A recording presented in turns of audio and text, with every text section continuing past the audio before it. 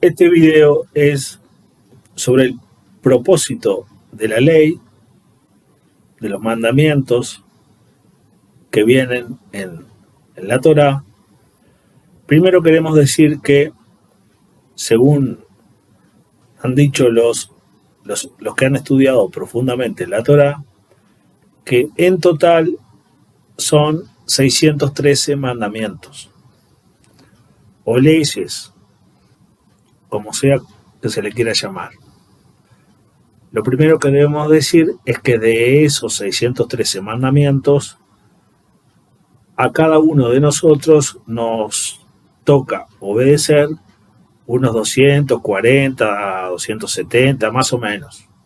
O sea que ya no son 613, sino que son menos de 300 mandamientos que nos toca obedecer a cada uno de nosotros. Porque hay muchos mandamientos que estaban relacionados con los levitas, hay otros mandamientos que están relacionados, que ya no se pueden cumplir hoy, en este momento en el que vivimos nosotros, que solamente eran para aquel contexto en el que vivían el pueblo de Israel, donde había templo, había sacerdotes, etc. Y digamos que hoy en día nos toca a nosotros cumplir con un número de mandamientos que anda entre los 200 y los 300 mandamientos o leyes.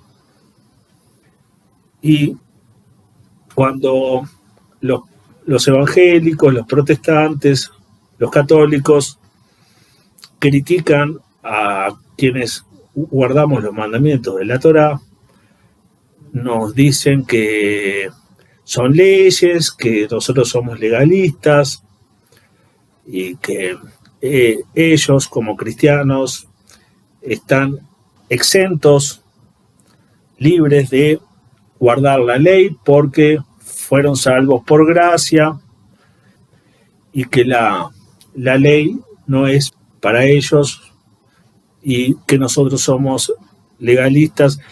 Lo primero que tenemos que decir es que los mandamientos de la Torá no son para salvación. O sea, cuando la palabra legalista, el significado real es utilizar o decir que un mandamiento de la Torá, si no lo obedecemos, perdemos la salvación o no somos salvos. Eso es legalismo. Ahora, eso no quiere decir que esa ley desaparece y no hay que cumplirla, porque las leyes de la Torá no son para salvación. No estoy hablando de los 10 mandamientos, como no robarás, no matarás, no cometerás adulterio, guardarás el día de reposo, el Shabbat. No estoy hablando de eso. Estoy hablando del resto de los mandamientos de la Torá.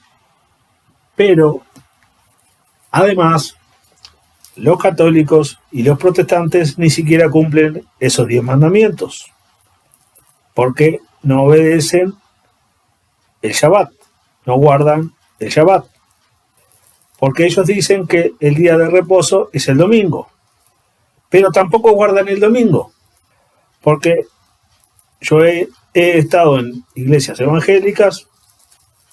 El domingo de mañana los evangélicos van a las 10 de la mañana a la reunión dominical y el resto del día se dedican a cualquier cosa, se van al estadio a ver el fútbol, que es idolatría, que es circo romano del siglo XXI. Se dedican a hacer negocios, a hablar de dinero, a comprar, a vender, a irse al shopping, etcétera, etcétera. Así que no guardan los 10 mandamientos, dicen que el día de reposo es el domingo.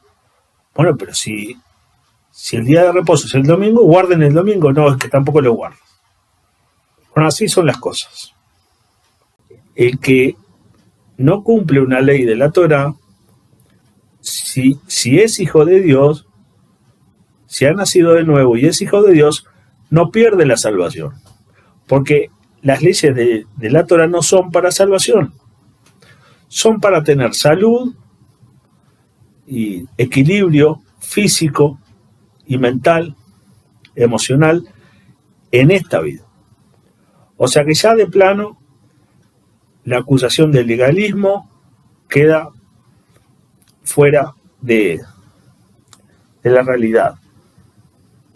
Los 200 y pico, 300 de mandamientos que nos tocan obedecer, a los que hoy somos hijos de Dios y que queremos hacer las cosas como manda la Biblia, son por nuestro bien.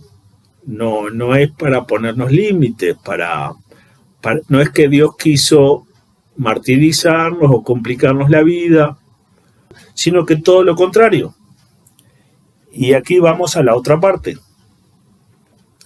Cuando Adán y Eva estaban en el Edén, antes de la caída, había un ambiente, un sistema perfecto, donde no había muerte, no había enfermedad, no había contaminación, no había pecado, no había maldad, no había gérmenes, no había bacterias que causaran enfermedades.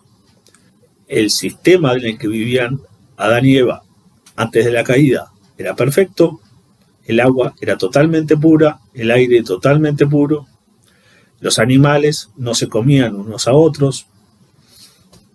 Y vamos a hacer mención a unos versículos que vienen en el capítulo 1 de Génesis, y vamos a leer el versículo 6 del capítulo 1 de Génesis. Luego dijo Dios: haya expansión en medio de las aguas, y separe las aguas de las aguas. E hizo Dios la expansión, y separó las aguas que estaban debajo de la expansión de las aguas que estaban sobre la expansión. Es decir, y esto también lo reconocen los protestantes y los católicos, había sobre la tierra, hasta el diluvio, toda una inmensidad de una capa de agua que envolvía la tierra. Al principio esa capa de agua era entera, totalmente, ocupaba todo el espacio. Pero a partir del versículo 6 vemos que Dios crea una expansión, es decir, un espacio que produce que haya aguas por encima de la expansión y aguas por debajo de la expansión. Las aguas que quedan por debajo de la expansión son las que después terminan formando los mares, los lagos, los océanos, y las aguas que quedan por encima de la expansión es lo que formaba esa inmensa capa de agua que rodeaba toda la Tierra, que protegía a la Tierra de los rayos cósmicos, los rayos gamma, los rayos ultravioletas. Entonces era una especie de cúpula donde el ambiente que se experimentaba abajo de todo eso estaba totalmente protegido de cualquier agresión, de cualquier rayo nocivo para la vida que se iba a desarrollar debajo de esa inmensa capa de agua. Ese era el ambiente en el que vivían Adán y Eva antes de la caída. Y ahora vamos a pasar a la caída producida por el pecado de Adán y Eva. Cuando se produce la caída del ser humano, por el pecado de Adán y Eva, se produce un derrumbe, una caída, una destrucción total de todas las condiciones en la que vivía el hombre, los animales, las plantas, el agua, la tierra, las montañas, etcétera, etcétera. No fue solamente una caída del hombre, de Adán y Eva y sus descendientes, sino que fue una caída completa, total y estrepitosa de toda la naturaleza, de toda la creación. Entonces, a partir de ahí, empezaron a aparecer gérmenes, bacterias, enfermedad, muerte, porque el pecado de Adán y Eva, la consecuencia del pecado es muerte, dice la Biblia. La paga del pecado es muerte. Los animales empezaron a comer unos a otros. La enfermedad, la vejez, el deterioro del ser humano. Y eso se completó, se terminó de agravar aún más con el diluvio. Dios mandó el diluvio para castigar a la humanidad que vivía en ese momento por toda la maldad que tenían y para destruir a la mayor parte de los hombres y animales, etc. Entonces, iniciar o reiniciar o resetear el sistema, y eligió a Noé, a su esposa, a sus 3 hijos y a las esposas de sus 3 hijos, 8 personas, que solo ellos eran justos delante del Creador. Y además, el Creador le ordenó a Noé que eligiera de los animales inmundos una pareja de cada uno, y de los animales puros, o sea, los que eran aptos para la alimentación humana, a 7 parejas de cada uno. Entonces, aunque no tiene que ver con este tema de el propósito de la ley, debemos decir que en aquel momento, que eso después lo vamos a profundizar en otro video, en aquel momento los animales que Noé metió en el arca y que después bajaron con él y repoblaron la tierra, no eran como ingenuamente o infantilmente se le enseña a los cristianos evangélicos, etcétera, que metió un caballo, una cebra,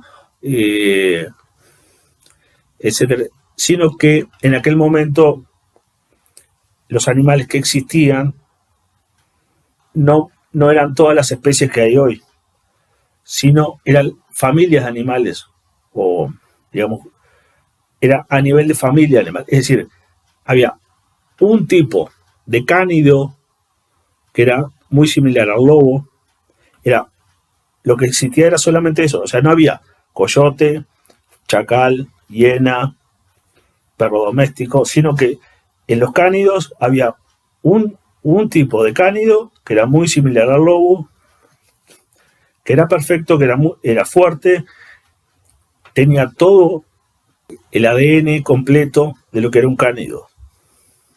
Lo mismo con los lagartos. Hoy tenemos cocodrilo del Nilo, cocodrilo australiano, caimán sudamericano, etcétera, etcétera. En aquel momento había solamente un tipo de cocodrilo muy superior a los que vinieron después, y así con todas las familias de animales.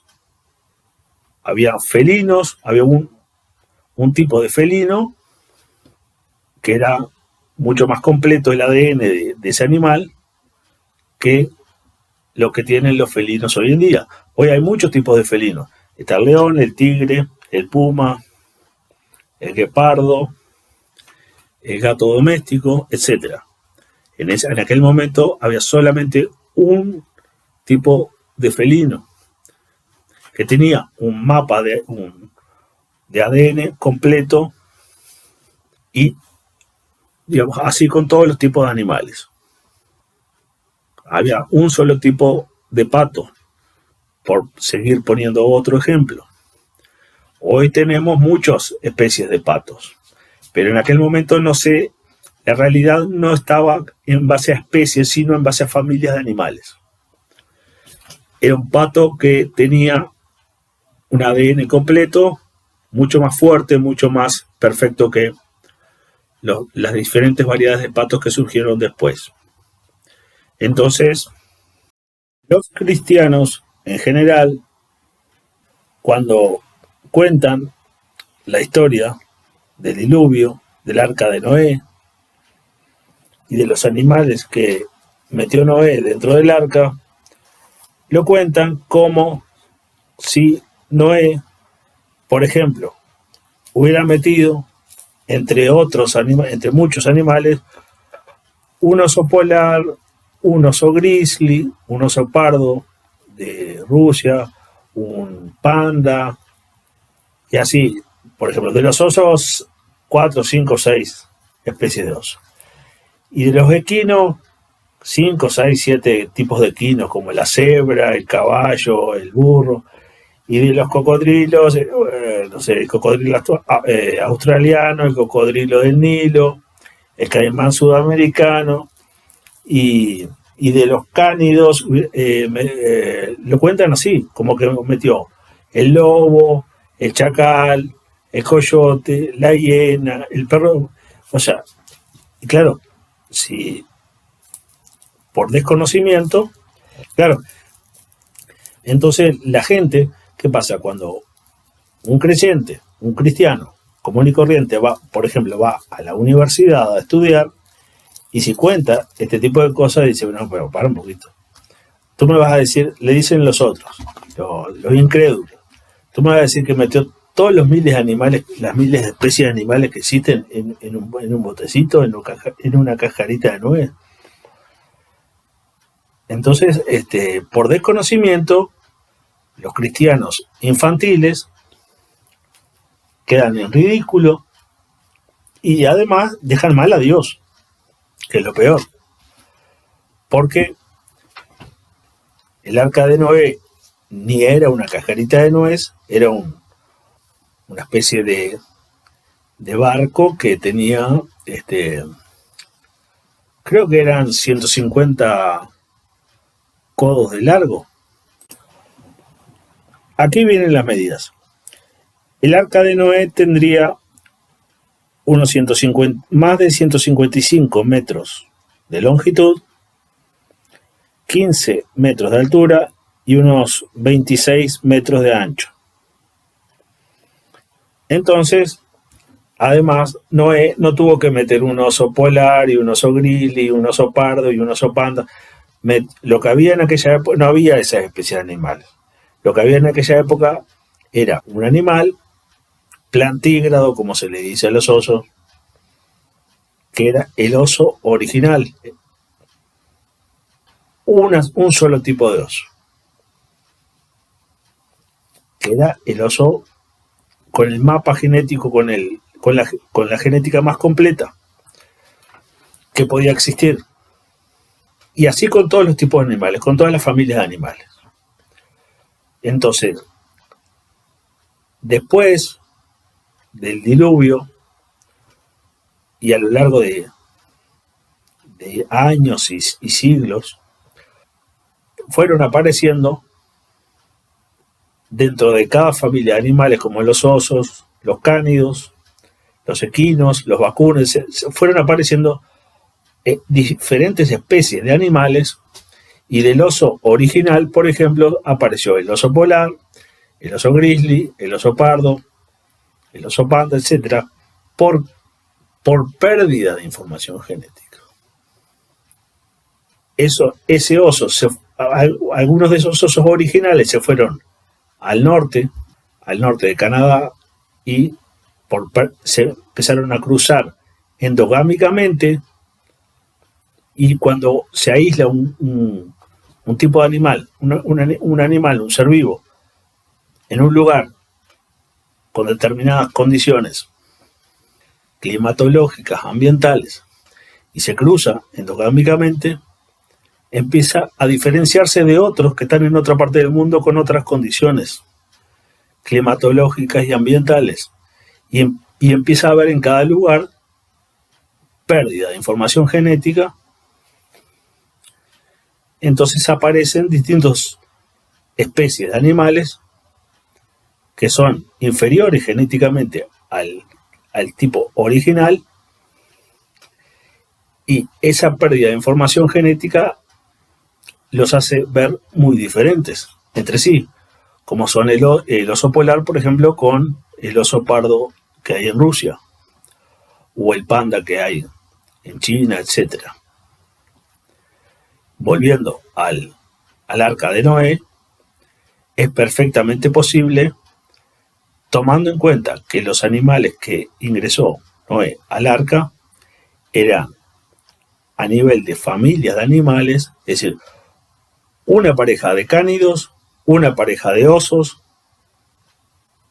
una pareja de cocodrilos, vamos a decir así, y de los animales que son puros, que son aptos para el consumo, como la vaca, la cebra, la vaca, la cabra y la oveja, por ejemplo, de esos metió 7 parejas.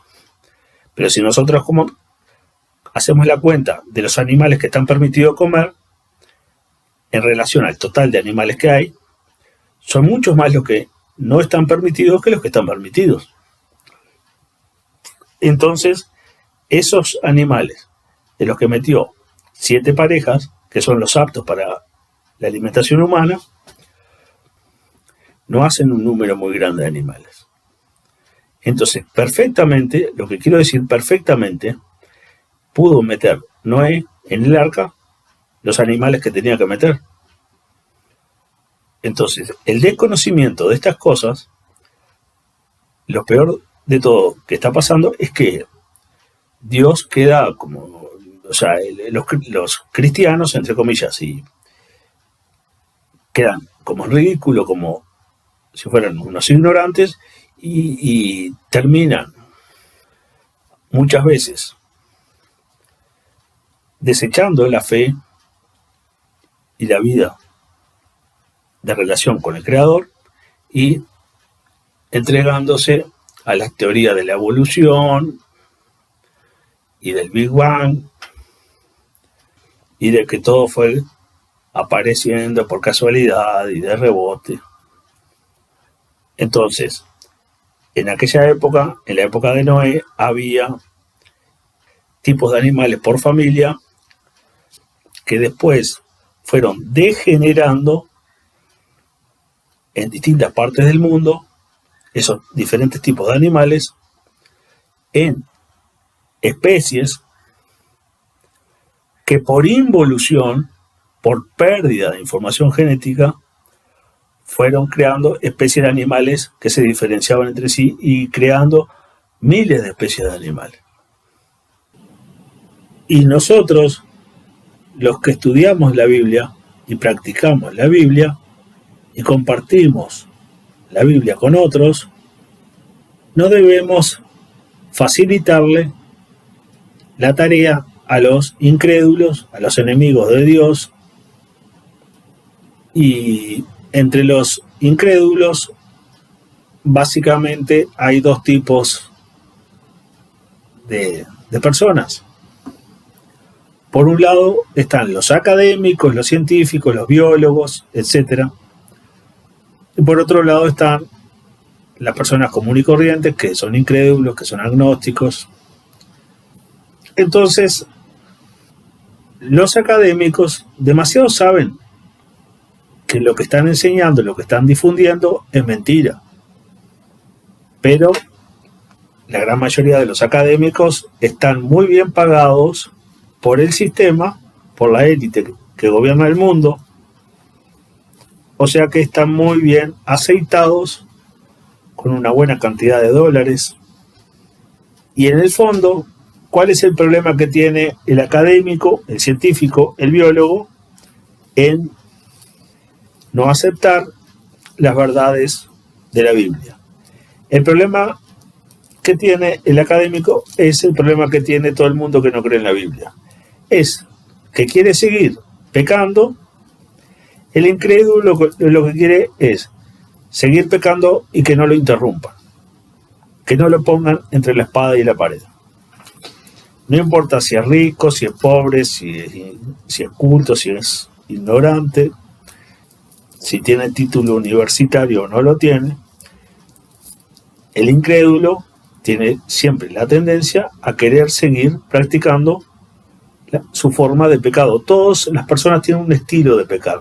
No todo el mundo comete todos los pecados, sino que cada persona tiene su perfil, su punto débil, su forma de pecar. Algunos practican la mentira, otros practican el robo, otros practican el adulterio o alguna desviación sexual, etcétera, etcétera. Cada uno tiene su perfil y quieren seguir practicando el pecado que practican o varios pecados que practican y que nadie los ponga entre la espada y la pared.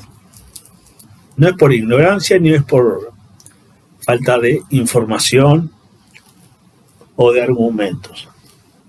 Es porque están ganando una buena cantidad de dinero que les pagan por difundir esas mentiras, y además en el fondo quieren seguir practicando el pecado y que nadie los interrumpa.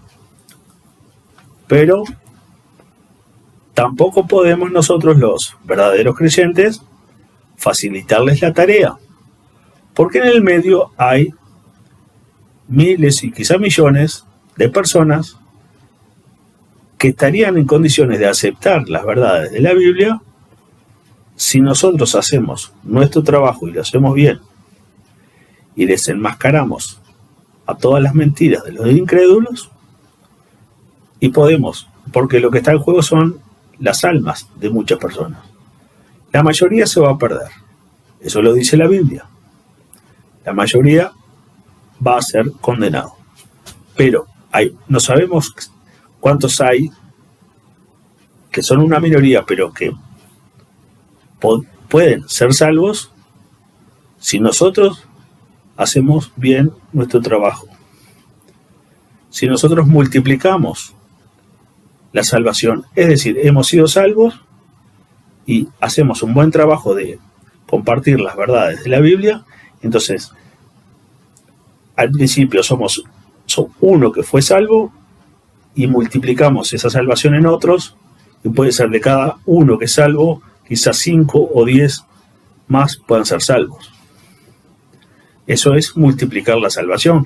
Claro, el que hace el trabajo es el Creador, es Yeshua, pero nosotros tenemos que hacer nuestra parte. Al producirse el diluvio, y enganchando un poco para ir hablando de distintos aspectos, esa capa de agua inmensa que rodeaba la tierra, de ahí viene el agua del diluvio. Toda esa agua fue la que cayó encima de la tierra.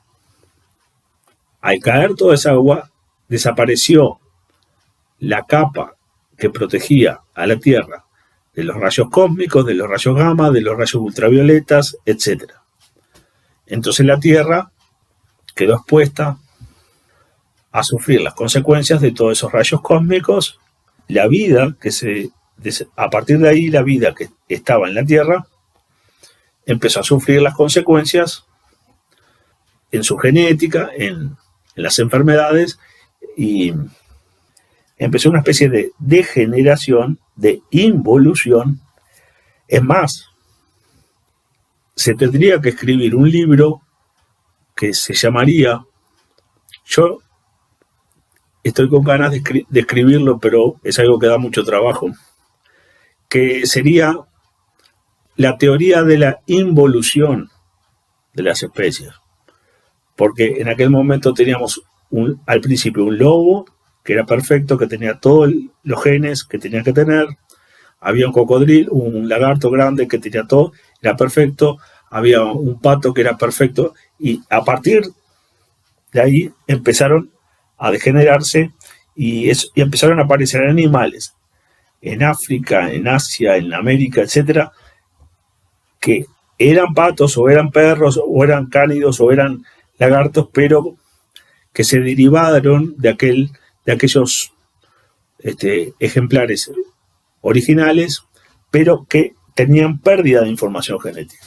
Entonces del lobo, por ejemplo, se derivaron el coyote, el chacal, la hiena, el perro doméstico, pero con una información genética mucho más pobre, hasta que llegamos al día de hoy, por ejemplo, que ya el hombre le ha metido mano también, y vemos perros como el caniche y el chihuahua que ya ni siquiera se parecen a perros, ya ni parecen perros. Parecen unos pequeños monstruos que la pobre gente que los tiene que pasar con ellos en el veterinario y tratándolo por distintos problemas de salud que tienen, llevando una vida bastante artificial.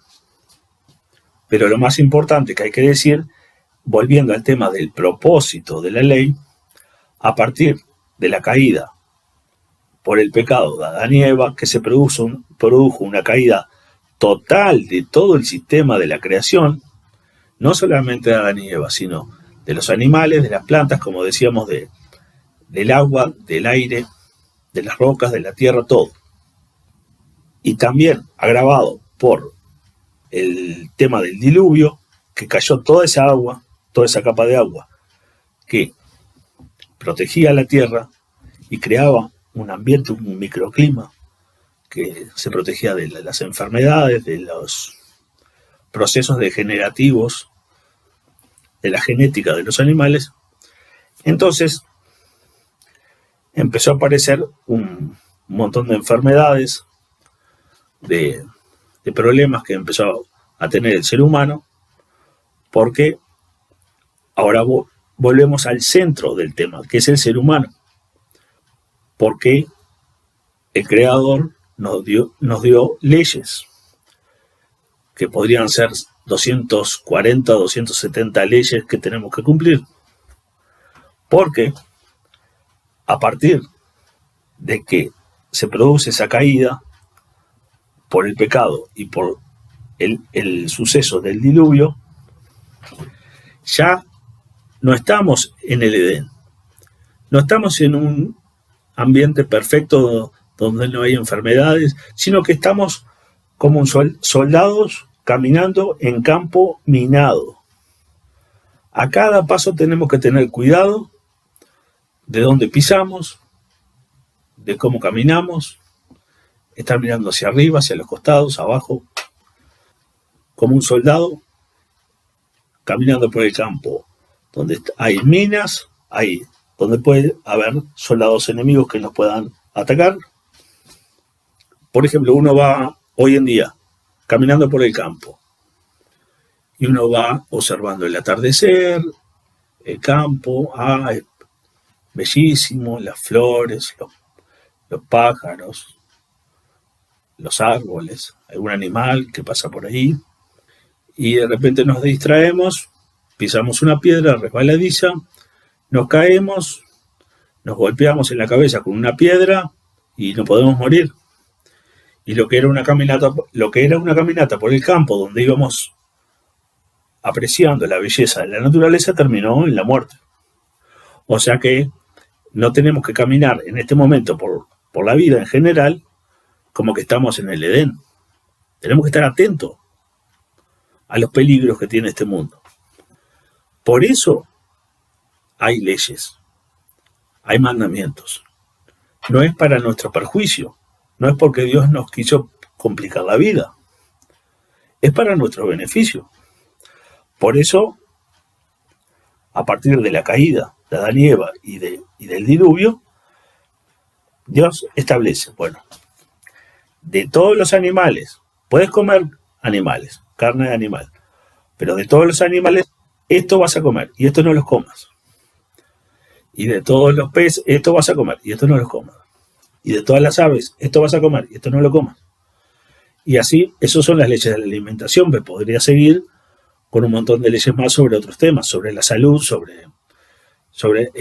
hay mandamientos especiales para la mujer, etcétera, etcétera. Es decir, para la higiene, por un montón de cosas.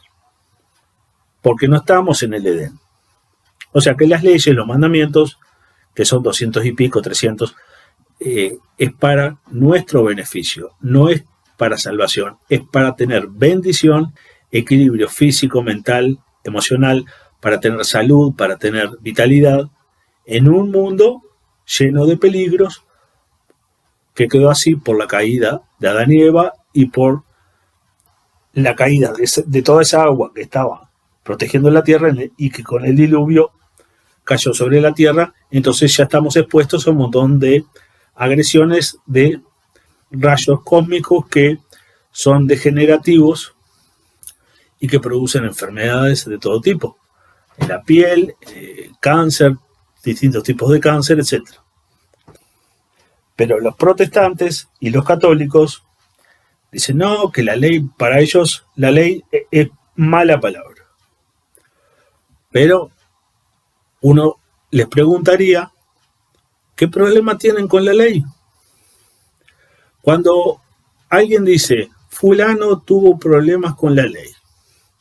Lo que está diciendo es que cometió algún delito y que fue acusado por la justicia y se lo encontró que había cometido un delito, había violado tal ley, y entonces sufre las consecuencias, o va preso, o tiene que pagar una multa. Vuelvo a repetir, ¿qué problema tienen los católicos y los cristianos con la ley? ¿Han tenido algún problema con la ley? Porque todos sabemos que la mayoría de los católicos y de los protestantes obedecen las leyes. Todos los países tienen una constitución, tienen leyes, hay leyes de tránsito, hay leyes municipales, leyes nacionales. En el país donde vivo yo, por lo que yo tengo entendido, en Uruguay hay más de 20.000 leyes que están vigentes, están funcionando, que hay que cumplirlas. Y estoy hablando de las leyes nacionales, pero también hay un montón de leyes de tránsito, municipales, etc. Ningún católico, ningún protestante va a decir, no, yo no cumplo las leyes, no cumplo las leyes de tránsito porque me va a proteger el Espíritu Santo, porque yo vivo de la gracia, entonces yo manejo por la carretera y por las calles como quiera, porque yo tengo fe en Dios, y si yo en vez de andar por la derecha ando por la izquierda, o en vez de andar a 70 kilómetros por hora ando a 140, porque no soy legalista. Entonces, si yo estoy en peligro, me va a proteger el Espíritu Santo y me va a proteger Dios y me va a salvar del peligro de no haber obedecido un mandamiento o una ley. A nadie se le ocurriría decir eso.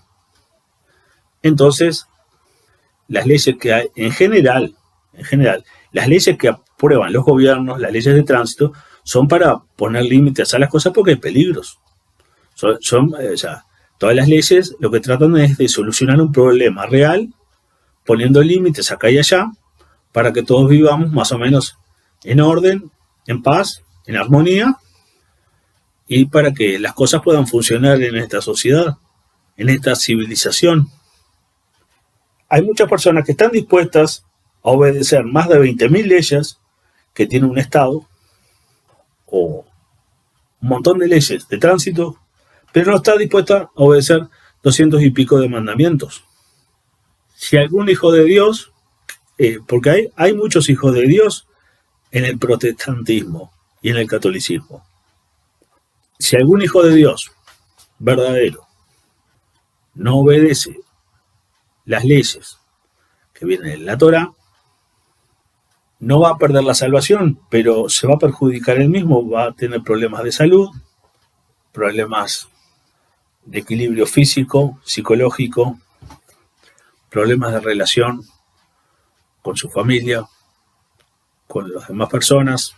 No va a perder la salvación, pero va a tener una vida aquejada por un montón de problemas constantemente. Yo no tengo problema en llamar a los mandamientos. Hay muchos maestros de la Torá que dicen, no son la ley, son las instrucciones. No es la ley, es la Torá, es la instrucción. Yo no tengo problema en llamarle la ley o las leyes. Si los protestantes y los católicos y los cristianos en general quieren llamarle leyes, llamémosle leyes. Pero ¿cuál es el problema que hay con la ley? ¿Acaso no obedecemos las leyes de los países, de las leyes de tránsito? Y estas leyes que dio el Creador a Moisés y al pueblo de Israel son por nuestro bien, no para complicarnos la vida. Porque hay que tener en cuenta que estamos caminando en esta vida, cada uno de nosotros, en un mundo lleno de peligros a cada paso. O sea que no podemos andar por esta vida como que estamos en una especie de parque de diversiones, donde todo es alegría, diversión, distracción, sino que tenemos que andar por esta vida atentos a cada paso que damos, y además el que tiene hijos, protegiendo a sus hijos y a a sus seres queridos. Entonces tenemos que animarnos en el sentido de tener más ánimo y de no ser tan negativos, de obedecer los mandamientos, sabiendo que vamos a ser beneficiados por esa obediencia y vamos a vivir los años que tengamos de vida en esta tierra con salud, con equilibrio psicológico, físico, emocional, en paz con los que nos rodean y agradando al Creador. Y el tema de la salvación y de la vida eterna, por supuesto que ese es otro tema. Por supuesto que vamos a hacer cosas también o vamos a tener una relación con el Creador y con el Mesías para tener la salvación y la vida eterna, para seguir corriendo esta carrera.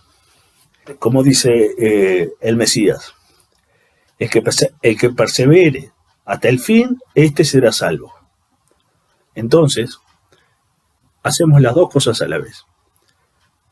Perseverando hasta el fin, para la salvación, para la vida eterna, pero también obedeciendo los mandamientos de la Torá para tener una vida productiva, bendecida en esta tierra. Y si tenemos una vida con equilibrio físico, mental, psicológico, emocional, vamos a estar en mejores condiciones de también apuntar a la próxima vida, a la vida eterna, a la salvación, porque si estamos aquejados continuamente por enfermedades y por problemas, no vamos a estar en las mejores condiciones de perseverar hasta el fin por la salvación. Esta disociación que ha hecho el cristianismo en general entre lo espiritual y lo terrenal, entre lo físico y lo espiritual, es una disociación que yo le veo que tiene como un origen de los gnósticos, porque los gnósticos decían, allá por el siglo I, siglo II, decían que solo se preocupaban por lo espiritual, porque decían, no, lo físico no y lo terrenal no, porque eso no hay arreglo con eso. Lo físico y lo terrenal están totalmente dominados por el pecado, entonces nosotros nos preocupamos solamente por lo espiritual. Entonces hacían todo tipo de excesos en la comida, en las prácticas sexuales, etcétera, etcétera, y por otro lado tenían prácticas espirituales para preocuparse solamente por lo espiritual. Tenían una especie de esquizofrenia donde una cosa iba por un lado y la otra dimensión iba por otro. Tenemos que tener una vida íntegra, completa, donde lo físico y lo espiritual, lo terrenal y la vida eterna vayan al mismo ritmo, en la misma dirección. Por acá terminamos con lo que vemos del propósito de la ley y hasta otra oportunidad.